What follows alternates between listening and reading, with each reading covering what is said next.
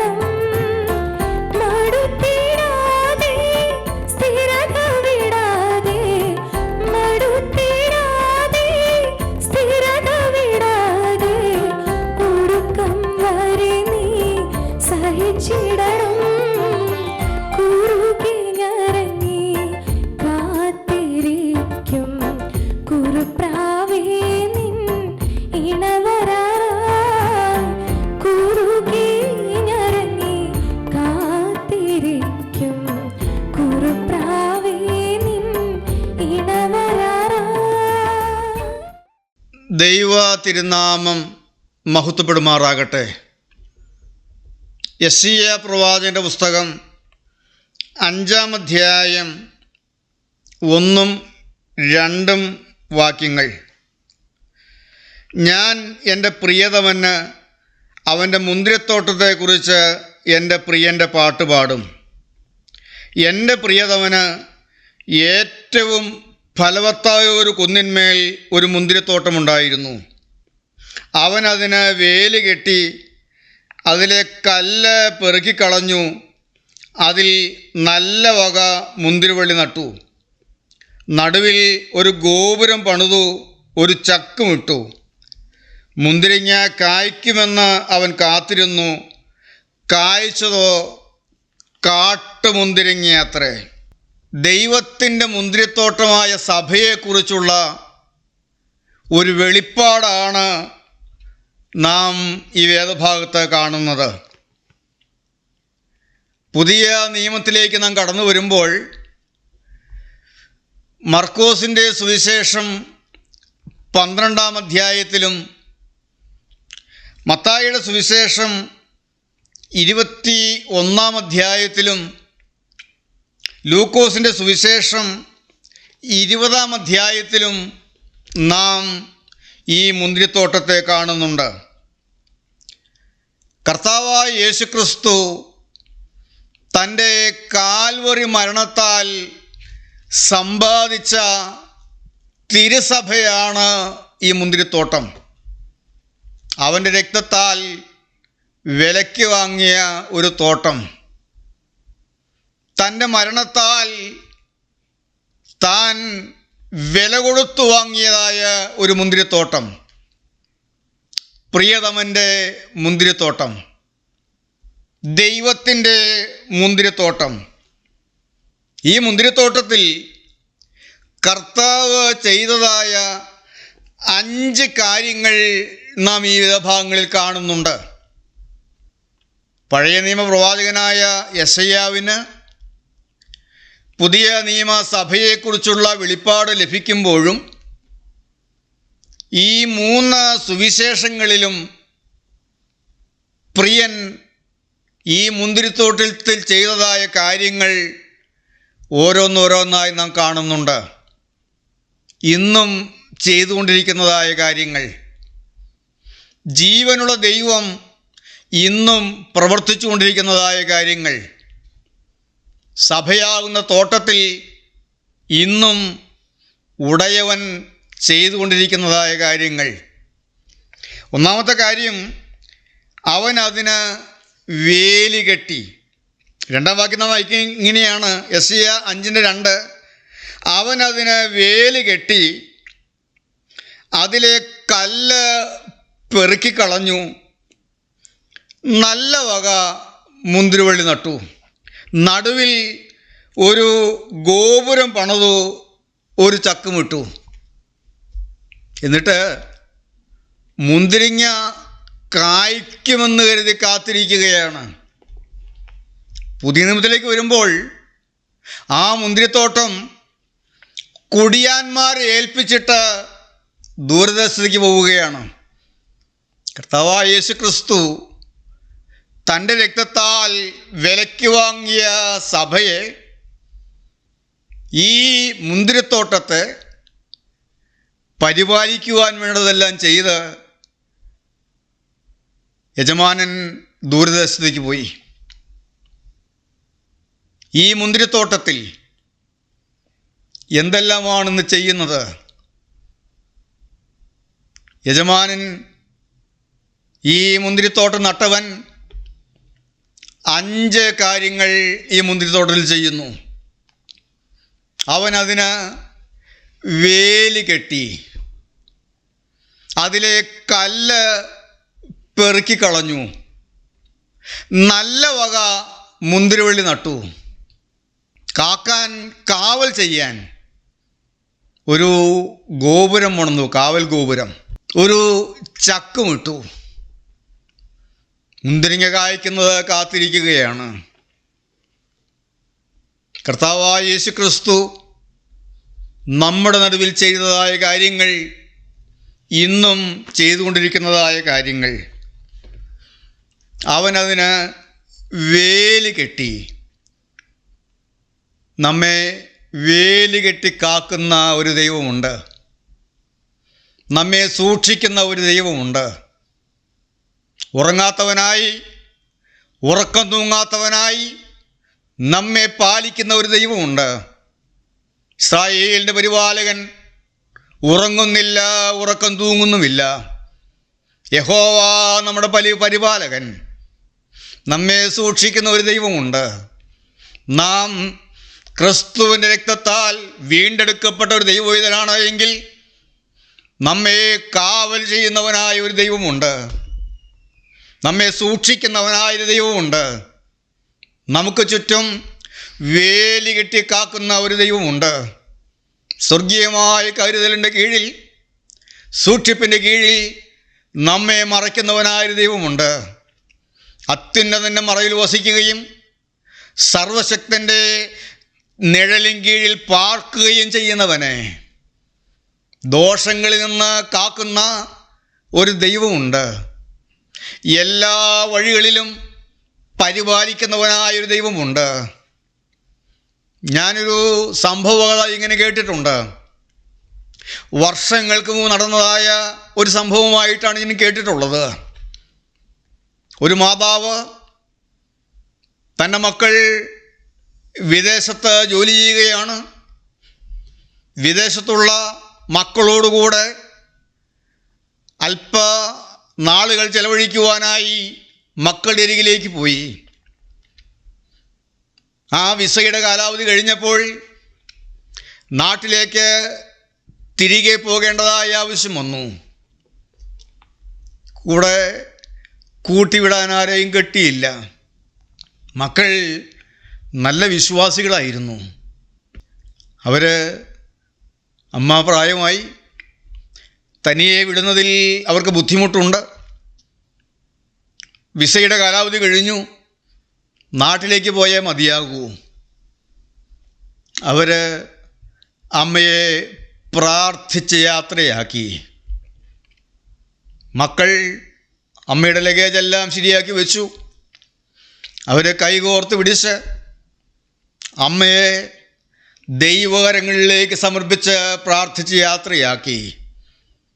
കർത്താവേ, ഞങ്ങളുടെ അമ്മയ്ക്ക് കൂട്ടനായി വിടാൻ ഞങ്ങൾക്കാരെയും കിട്ടിയില്ല. അവിടുത്തെ കരങ്ങളിലേക്ക് ഏൽപ്പിച്ച് വിടുകയാണ്. 91 സങ്കീർത്തനം അവർ വായിച്ചു.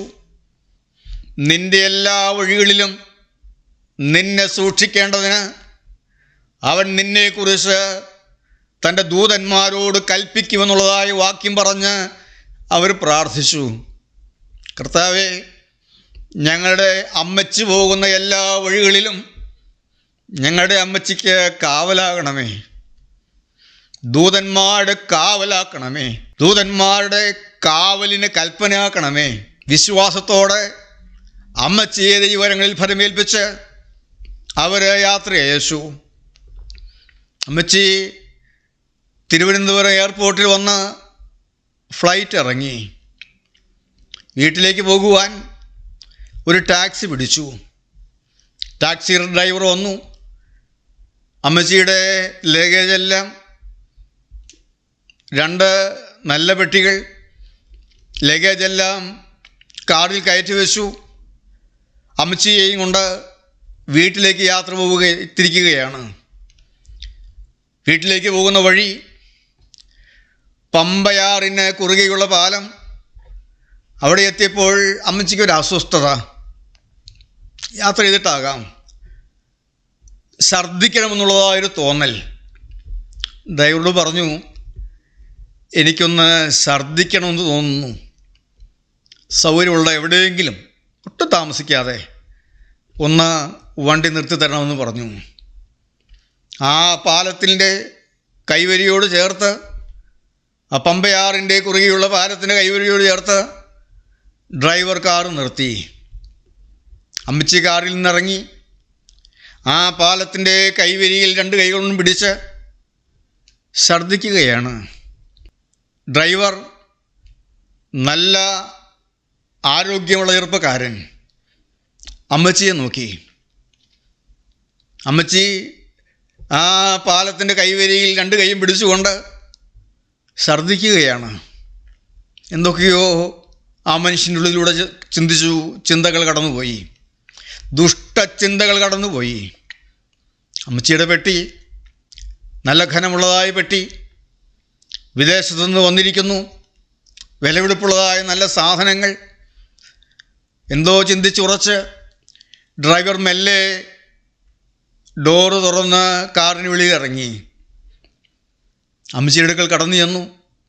ചുറ്റും നോക്കി, ആരും കാണുന്നില്ല. പരിസരത്തെങ്ങും ആരും ശ്രദ്ധിക്കുന്നില്ല. പിന്നെ കാറിൻ്റെ മറവുമുണ്ട്.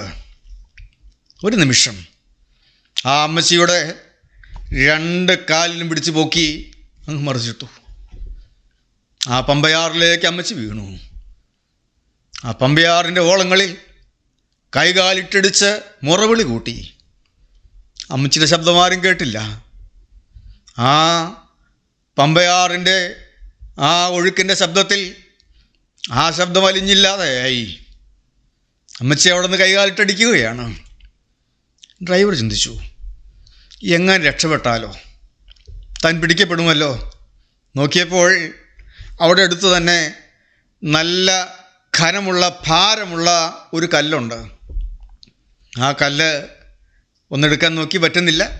ശരിക്കും അതിൻ്റെ ആ കല്ലിനിടയിലൂടെ കൈവിരലിറക്കി അങ്ങ് നല്ല ബലത്തോടെ പൊക്കിയെടുക്കാൻ ശ്രമിച്ചപ്പോൾ അലറി വിളിച്ചുകൊണ്ട് ചാടി നിവർന്നു. കാരണം നല്ല അത്യുഗ്ര വിഷമുള്ളൊരു പാമ്പ്, ആ കല്ലിൻ്റെ അടിയിലുണ്ടായിരുന്ന അത്യുഗ്ര വിഷമുള്ളൊരു പാമ്പ് ആ ഡ്രൈവറുടെ കൈകളിൽ കടിച്ചു തൂങ്ങി കിടക്കുകയാണ്. 2 കൈകൾ ഉയർത്തി അലറി വിളിച്ച് നിലവിളിച്ചു. രക്ഷിക്കണേ എന്ന് പറഞ്ഞ് ഡ്രൈവർ അലറി വിളിച്ച് നിലവിളിച്ചു. നല്ല ശബ്ദത്തിൽ. പലരും ആ ശബ്ദം കേട്ടു, ഓടി വന്നു.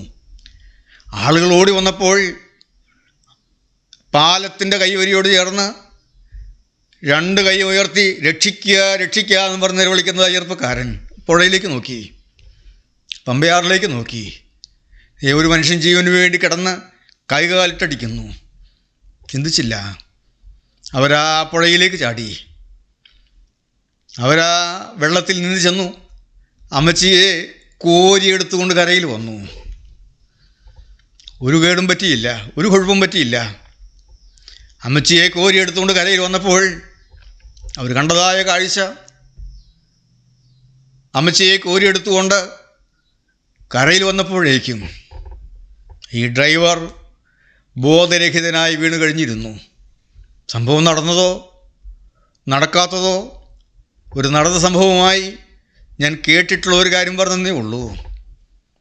ഒരു കാര്യം സത്യമാണ്, നമ്മെ പരിപാലിക്കുന്ന ഒരു ദൈവമുണ്ട്. തൻ്റെ ഭക്തന്മാർക്ക് ചുറ്റും വേലി കെട്ടി സൂക്ഷിക്കുന്ന ഒരു ദൈവമുണ്ട്. ഈ തോട്ടത്തിലാകാൻ പറ്റിയത് ഭാഗ്യമാണ്.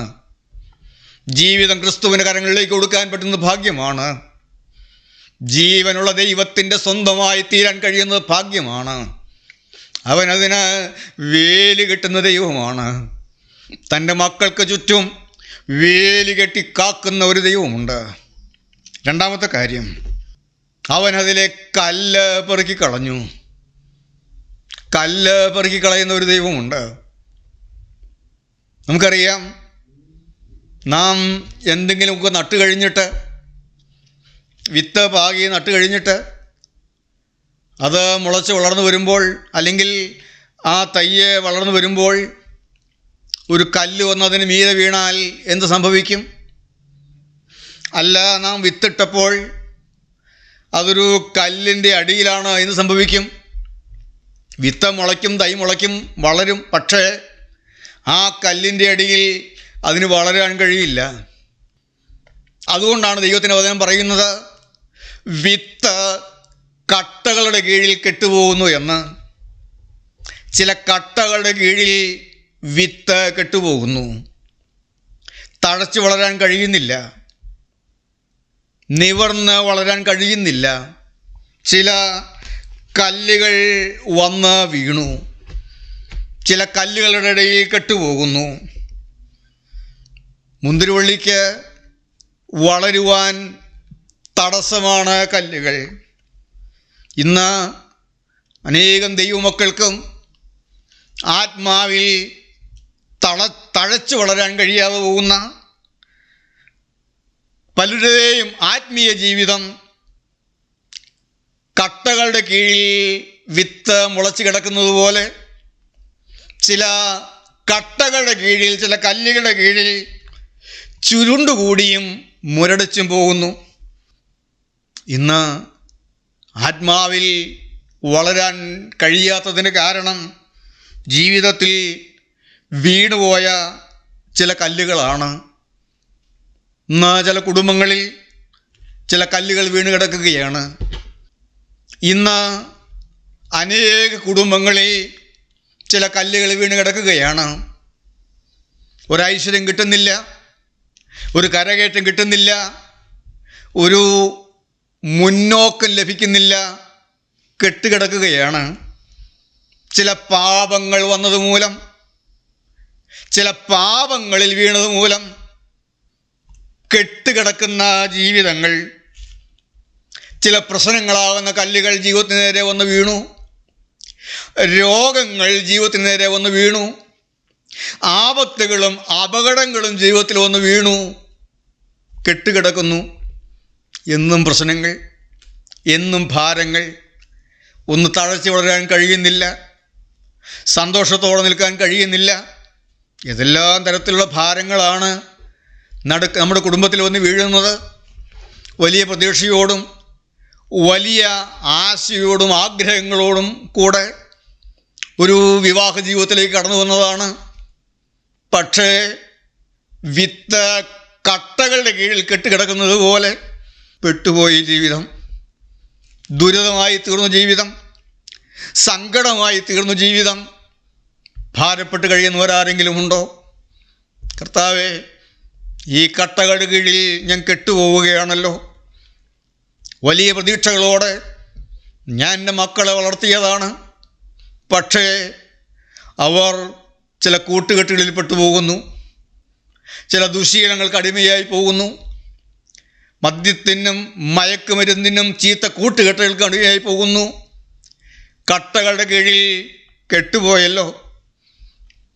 എന്നാൽ ഇന്ന് ഈ വാക്കുകൾ കേട്ടുകൊണ്ടിരിക്കുമ്പോൾ നിങ്ങൾക്ക് വിശ്വസിക്കാം, കട്ടകളെ ഉടച്ചു തരുന്ന ഒരു ദൈവമുണ്ട്.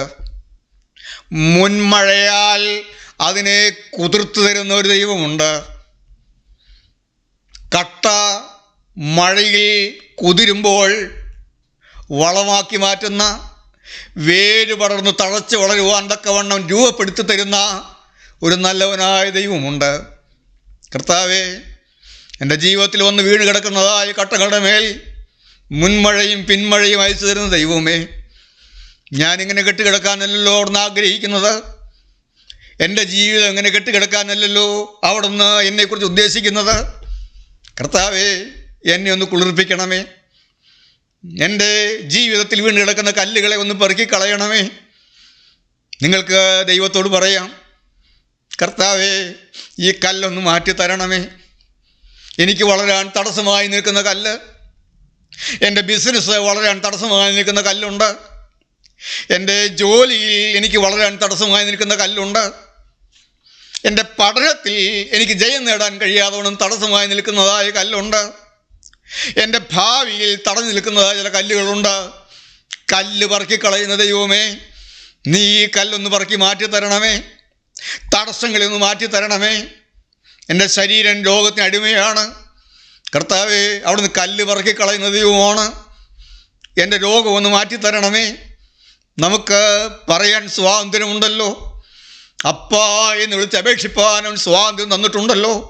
കാരണം ഈ തോട്ടത്തിലേക്ക് നാം കടന്നു വന്നവരാണ്. അവൻ നമ്മെ വിളിച്ചതാണ്, അവൻ നമ്മെ വേർതിരിച്ചതാണ്. ഏത് കല്ലും മാറ്റിത്തരുന്ന ഒരു ദൈവമുണ്ട്.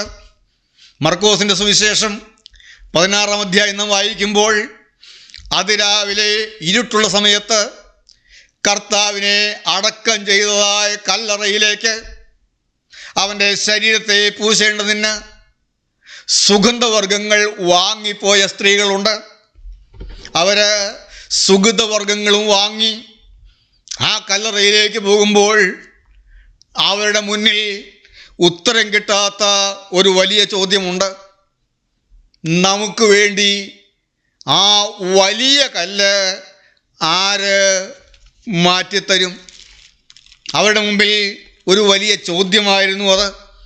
കാരണം യേശുവിനെ അടക്കം ചെയ്യുന്നത് അവർ നോക്കിക്കാണുമ്പോൾ ഒരു വലിയ കല്ല് ഉരുട്ടി വെച്ച് ആ കല്ലറ അടയ്ക്കുന്നത് അവർ കണ്ടതാണ്. അത് മാറ്റാൻ നമ്മൾ കെൽപ്പില്ലാത്തവരാണ്. നമ്മൾ സ്ത്രീകൾ അതിന് കെൽപ്പില്ലാത്തവരാണ്. നമുക്ക് വേണ്ടി ആ കല്ല് ആര് ഉരുട്ടി മാറ്റി തരും? മർക്കോസിന് സുവിശേഷം 16-ാം അധ്യായത്തിൻ്റെ ആരംഭത്തിൽ നാം എങ്ങനെയാണ് വായിക്കുന്നത്? ശബത്ത് കഴിഞ്ഞ ശേഷം മഗ്ദലക്കാരത്തി മറിയയും യാക്കോബിൻ്റെ അമ്മ മറിയയും ശലോമയും ചെന്നു അവനെ പൂശേണ്ടതിന് സുഗന്ധവർഗം വാങ്ങി.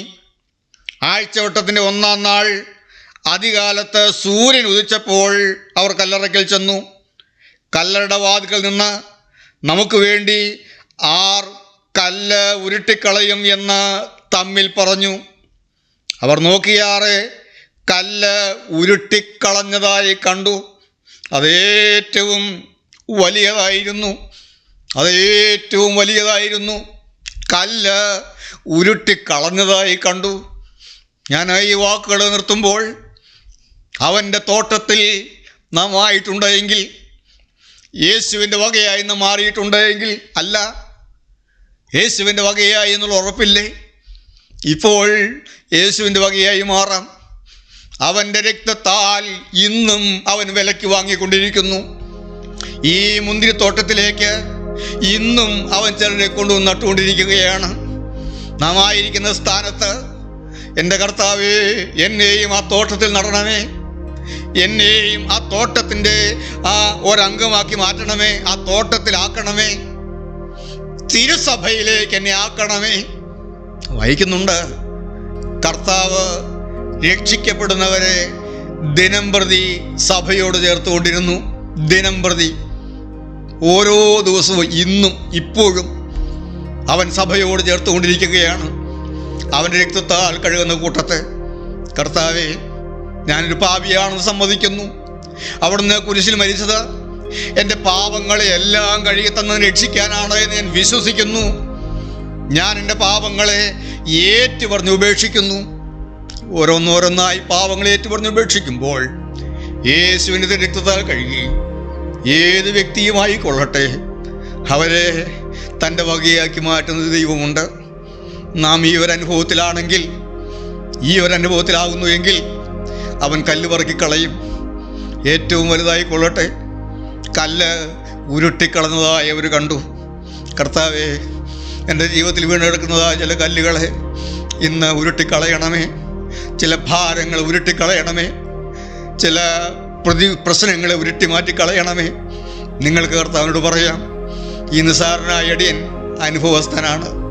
ഏതെല്ലാം കല്ലുകൾ അവൻ പറക്കി മാറ്റിക്കളഞ്ഞു. എനിക്ക് വളരാൻ കഴിയുന്നില്ലല്ലോ. എനിക്ക് എൻ്റെ യേശു ആഗ്രഹിക്കുന്ന പോലെ നിൽക്കാൻ കഴിയുന്നില്ലല്ലോ. എൻ്റെ കർത്താവ് പ്രസാദിക്കുന്ന പോലെ നിൽക്കാൻ കഴിയുന്നില്ലല്ലോ. കർത്താവ് ഇന്ന കല്ലുകളുണ്ടല്ലോ. എൻ്റെ കർത്താവ് എല്ലാം പറക്കിക്കളഞ്ഞവനാണ്. ഞാൻ പറഞ്ഞതൊന്നും അവന് പറക്കി മാറ്റാതിരുന്നിട്ടില്ല. എൻ്റെ ശരീരം മാരകമായ ക്യാൻസർ രോഗത്തിന് അടിമപ്പെട്ട ഒരു ശരീരമാണ്. എന്നാൽ ആ രോഗവും എൻ്റെ കർത്താവ് പെറുക്കിക്കളഞ്ഞു. എല്ലാം പെറുക്കിക്കളഞ്ഞു. ഏറ്റവും വലുതായിരുന്നു ആ കല്ല് ഉരുട്ടിക്കളഞ്ഞതായി കണ്ടു. നമ്മുടെ തലകളെ വണക്കാം. നാം ആയിരിക്കുന്ന സ്ഥാനത്ത് കണ്ണുകളെ അടയ്ക്കാം. ഒരു വാക്കിങ്ങനെ പ്രാർത്ഥിക്കാം. കർത്താവേ, അവിടുന്ന് കല്ല് പെറുക്കിക്കളയുന്ന ദൈവമാണല്ലോ. അവിടുന്ന് എൻ്റെ ജീവിതത്തിൽ നിന്ന് കല്ലുകളെ പെറുക്കിക്കളയുന്ന ദൈവമാണല്ലോ. കർത്താവേ, എനിക്ക് തലപൊക്കാൻ കഴിയാതെ വണ്ണം, എനിക്കൊരു കരകയറ്റം കിട്ടാതെ വണ്ണം, എനിക്കൊന്ന് തഴച്ചു വളരാൻ കഴിയാതെ വണ്ണം, എനിക്കൊന്ന് നിവർന്നു നിൽക്കാൻ കഴിയാതെ വണ്ണം എന്നെ അമർത്തിയിട്ടിരിക്കുന്ന ചില കല്ലുകളുണ്ട്. കർത്താവേ, ഇന്ന കല്ലുകൾ ഒന്ന് മാറ്റിത്തരണമേ. ഈ പ്രശ്നം ഒന്ന് മാറ്റിത്തരണമേ. അവൻ കല്ല് പെറുക്കിക്കളഞ്ഞു. ഇന്ന് ഈ സമയത്ത് അവൻ്റെ കരങ്ങളിലേക്ക് സമർപ്പിക്കാം. യേശുവിൻ്റെ കരുണയുള്ള കരങ്ങൾ നമ്മുടെ കല്ലുകളെ മാറ്റാൻ കഴിവുള്ളതാണ്. എത്രയും വലിയ ഭാരമുള്ളതാണെങ്കിലും ആ കല്ല് ഏറ്റവും വലുതായിരുന്നു. ഉരുട്ടിക്കളഞ്ഞതായി കണ്ടു. കർത്താവെ, അവിടുന്ന് കല്ല് ഉരുട്ടിക്കളഞ്ഞ് അങ്ങയെ മഹത്വപ്പെടുന്നവരായി നിൽക്കുവാൻ ഞങ്ങളെല്ലാവരെയും സഹായിക്കണമേ എന്ന് പ്രാർത്ഥിക്കുന്നു. എല്ലാ മഹത്വം എടുക്കണമേ. യേശുവിൻ്റെ നാമത്തിൽ പ്രാർത്ഥിക്കുന്നു. കൃപയോടെ കേൾക്കണം പിതാവേ.